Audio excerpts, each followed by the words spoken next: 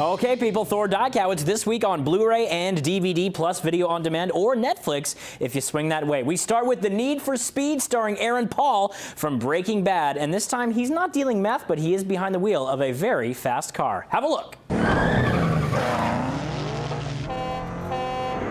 You see the bus, right? What's that? The bus! The bus! The bus! Go to now.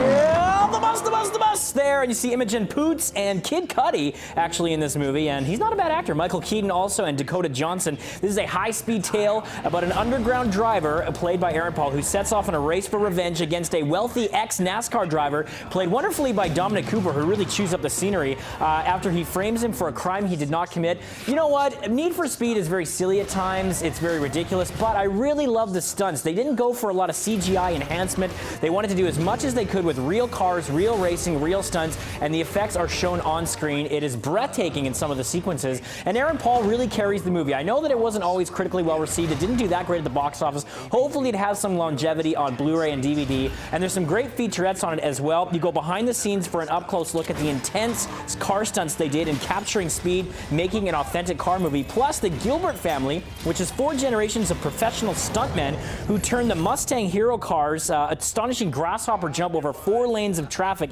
into a family affair in a featurette called Ties That Bind. So check that out. Need for Speed, a lot of fun, and it's a great movie for the summertime watching if it gets too hot and you want to check out a high-octane adventure. Okay, next, this is on video on demand this Friday, and this is called About Alex, and it's basically a romantic dramedy mixed with a little bit of pathos, and it's comparable to The Big Chill for millennials with a great cast. Have a look. I'm sorry, you know what this is like? This is like one of those 80s movies. I just don't see why everything in our lives has to be like something else. Because that's the way that people relate today.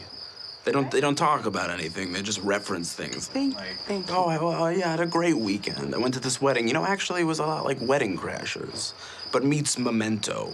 That sounds like a good weekend.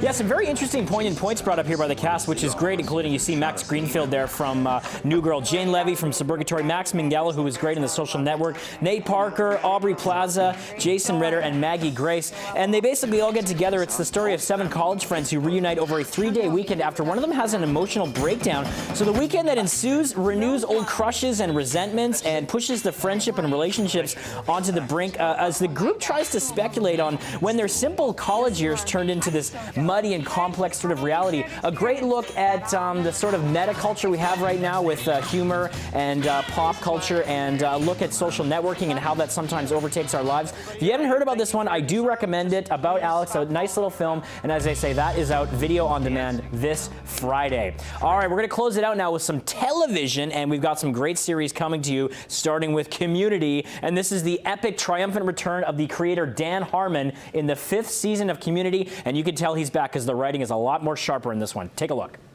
We are at DEFCON 4. This is the biggest crisis to hit Greendale since we held that rally protesting the wrong Korea. What do we do now? We pray.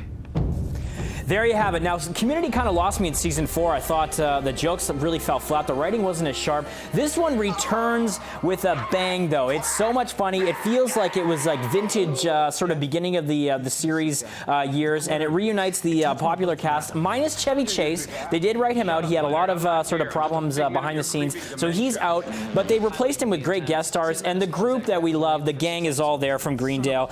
Jonathan Banks from Breaking Bad, he's in this one a lot more, as well as John Oliver, and a slew of guest stars that I won't mention right now. There's a great animated episode, 13 entire episodes on the 2-disc DVD set, and you got cast and crew commentary on every episode, plus outtakes and all new behind-the-scenes featurettes. You get 2 of them there. The animated episode is excellent. One of the featurettes explains how they made that one. I'm really glad the Community has found new life, and they're doing a season 6 as well on Yahoo, but season 5 is a return to form. Very funny stuff there. All right, now, an end of an era of sorts. Californication is out with the 7th and final final season. David Duchovny closing the chapter on Hank Moody. All the debauchery, all the shenanigans finally culminate in this last season. And you know what, though?